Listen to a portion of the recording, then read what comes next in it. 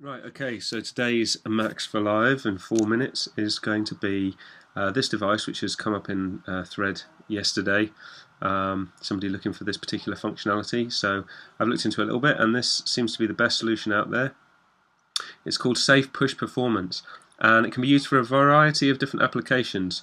I'd strongly recommend with all these things, of course, that you take the time to go in and read the instructions.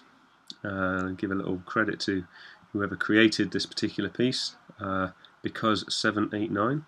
So here we go, we've got safepushperformance.amxd. So I'm going to open up live here, and I'm going to find that here. I've already, of course, downloaded it to check it out.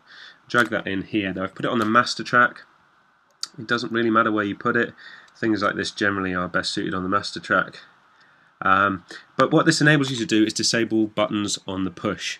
Now it might be because you want to disable them for a performance, because you don't want to accidentally press stop or play, or you don't want to accidentally change something that's key to your set, not that it needs to stay unchanged. Or it might be that you're doing music workshops with a bunch of kids who don't want to listen to simple instructions and want to press all the different buttons, or just aren't capable of understanding quite the level of complexity involved in it, and are struggling because they keep pressing the wrong buttons and ending up in modes that they're unfamiliar with. So it can be useful for that too.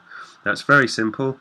You've got basically two lots of selection. You've got a lot of selection for note mode, and you can see all the different parameters or buttons that are on the push.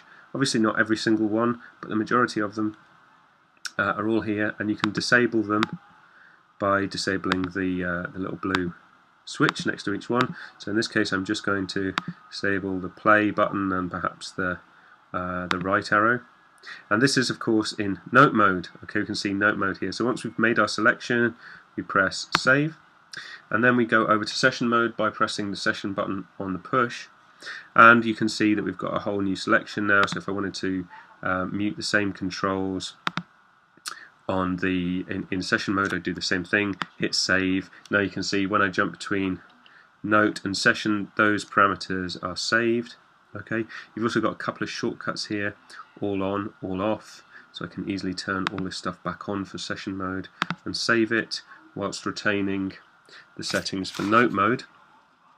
And the final feature is this one here, which is holding the shift and select. So if you've disabled buttons, instead of having to go into here to reactivate them if you suddenly need to press the play button, the shortcut is to hold down the shift and select button at the same time, and that will then enable those buttons again. And you can see you've got two modes here. You've got momentary, which means holding those shift and select button down, and whilst holding it down you can press the button that you want to activate. Or you've got toggle, whereby pressing shift and select will turn this this device off effectively. It will disable its functionality, and then pressing them again will re-enable that functionality. Really beautiful little device, and incredibly useful for a lot of different applications.